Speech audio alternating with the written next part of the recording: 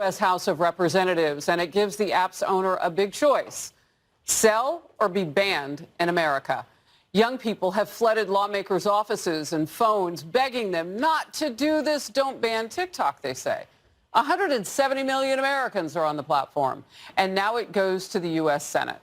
I'm Harris Faulkner. You are in the Faulkner Focus. The bill gives TikTok's communist China-linked owner a choice: divest or TikTok will be banned in the U.S. American buyers are already circling. But the price tag could reportedly hover around hundreds of billions of dollars. TikTok rolled out an aggressive campaign in the lead up to this morning's votes. It used urging young users in particular to call their congresspeople, flooding those phone lines. A show of just how powerful TikTok can be. House progressives took to the Hill yesterday in protest of the legislation. They brought up upset content creators who depend on the app for their careers and more. So many people, not only 5 million small businesses rely on it, but 170 million people rely on this app for more than just their livelihood. They rely on this app for their mental health. They've connected with people. They've made lifelong connections that wouldn't have been possible elsewhere because of TikTok, period. The bottom line is that user data will go to one of our top adversaries, an enemy in China. All the information that you load up in your TikTok account, all of your connections, all of that data goes to China. Fox has asked people about how they feel that their information is going to those hands. The consensus: no big deal. And I feel like TikTok is a good platform for many reasons. So I think the conversation should shift more towards like data protection, data privacy, versus completely like getting rid of an entire platform. I don't know how much valuable information they're going to get from it. I don't know how much of a security threat that is, just because I feel like the majority of TikTok users are going to be like of my demographic, just going on and having like fun. However, former Vice President Mike Pence had a sobering comparison. He said, quote, TikTok is digital fentanyl and Congress, Biden, must act before it's too late, end of quote. In focus, the chair of the House Select Committee on China, Congressman Mike Gallagher. First, let's go to our senior congressional correspondent, Chad Pergram. Busy morning on the Hill. Chad. Harris, good morning. Congress targeted TikTok, the House voting to curb access to TikTok in the U.S. unless it separates itself from the Chinese government. Bipartisan lawmakers say the bill scoops up data. There was an organized lobbying campaign against the bill.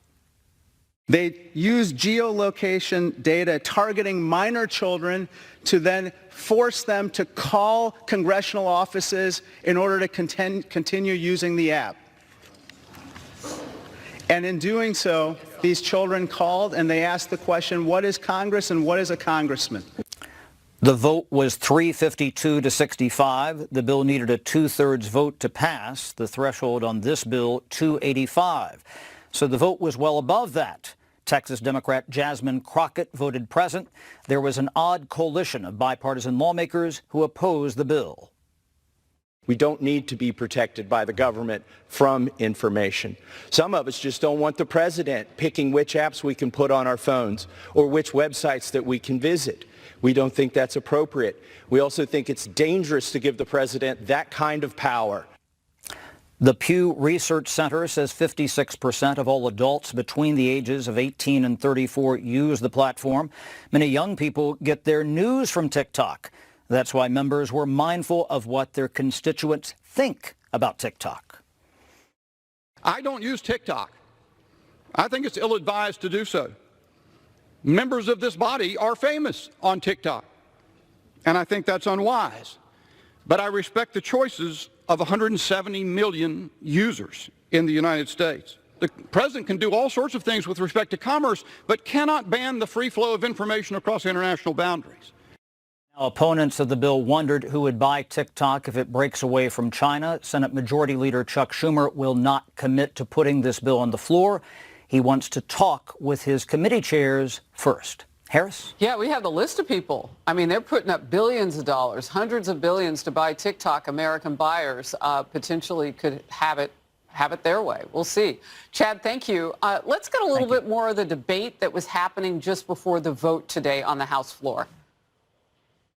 TikTok is a threat to our national security because it is owned by ByteDance, which does the bidding of the Chinese Communist Party. This bill therefore forces TikTok to break up with the Chinese Communist Party. This is a common sense measure to protect our national security. Obviously, that's Republican Congressman Mike Gallagher of Wisconsin, and Free Press calls him, quote, the man leading the charge against TikTok. Well, he is the chairman of the House Select Committee on the Chinese Communist Party, and the congressman, rather, joins me now. That piece begins with this question. Should a company under the control of the Chinese Communist Party be allowed to own the primary source of news for young Americans? It's a great question. Welcome to the program. Thanks for having me. And what's your take on it? Should they be?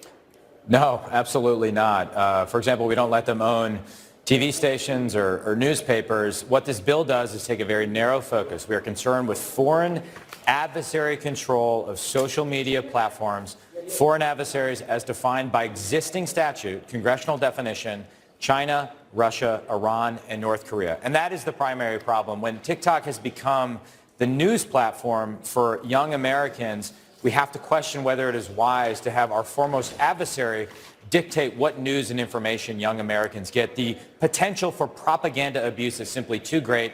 That's why we took this common sense bipartisan step today. We had 352 members of the House of Representatives vote in favor of this measure. In the current Congress, it is very rare to get that level of agreement on That's anything. A lot. Yeah, I mean, you had a 60% threshold for this, correct? Because it was fast-tracked. And by the way, why was that done? In light of time before we had to leave this week, as well as concerns over the Rules Committee, and because it came out of committee last week, 50-0, there was a sense that we could go directly to the floor, and we had already gotten the unanimous endorsement of the Committee of Jurisdiction. Yeah, I mean, it is remarkable how many people were on board with this. Now it goes to the Senate. We'll see what happens there. You know, this is also, I think, kind of stands out. TikTok has been the fork in the road, if you will, for President Biden's political concerns and his national security concerns. A New York Times headline: Biden, the president, wants to curb TikTok. Biden, the candidate, embraces its stars. Biden claims he backs the crackdown on TikTok, but his campaign is actually using TikTok, posting videos going after former President Trump's policies, taking victory laps on their own, and even sharing the president's Super Bowl pick. And the night of President Biden's State of the Union address, he invited dozens of social media influencers, many of them TikTok stars, to the White House for a watch party. I mean, can he have it both ways? Well, the way in which all Americans can continue to enjoy TikTok and post political commentary, post silly dance videos, or whatever the heck they want to post, is if ByteDance agrees to sell TikTok to a non-adversary entity. And that way, use of the platform doesn't have to be impeded. Now, I would still argue, as a parent, that social media use in general is not healthy, but that is a separate question as to whether a foreign adversary should control access to, should control a news platform or a social media platform. So I would hope that the Biden campaign gets off TikTok. I doubt that they will, but I'm glad the president has signaled that he's willing to sign this bill, which would solve the problem for everybody. Yeah, and he's courting them in the meantime. And look, companies would love to have this one because it's got 170 million users already. And here's a list of some who've expressed some interest to buy ByteDance, that communist China-owned company. Rumble, Microsoft, Oracle, Walmart, Kevin O'Leary of Shark Tank fame. He's also the chairman of O'Leary Ventures and Beanstocks. So if this changes hands, what changes about TikTok? Because that's the big question right now for people who use the platform. I think we finally have transparency around the algorithm. And that was really where previous efforts to mitigate the threat posed by TikTok fell short. Project Texas, which was this partnership with Oracle, even proponents of Project Texas were forced to admit that ultimately control of the algorithm went back to ByteDance and Beijing. And without some more transparency around that, you can never mitigate against the threat of propaganda on the platform. And for those who think that threat simply doesn't exist, I would point to what happened last week when TikTok forced a pop-up on all of its users asking for their zip code information and then calling members of Congress We had kids calling members of Congress threatening to commit suicide if we took action on the bill. Imagine if we were debating something even more important, like an authorization for war or removing permanent normal trade relations status with China. TikTok proved how the platform could be weaponized. And so I think if we had a divestment, we would be able to mitigate against that threat. You know, I mentioned previously the usage of, from former President Mike Pence, the usage of comparing this to fentanyl. And that's coming from China, too. So the company that owns TikTok is based in China. It's sharing information about all of us. If it divests or sells, it can keep TikTok. So now the pressure is on. What has that pressure looked like from American citizens on you? Because they're calling lawmakers.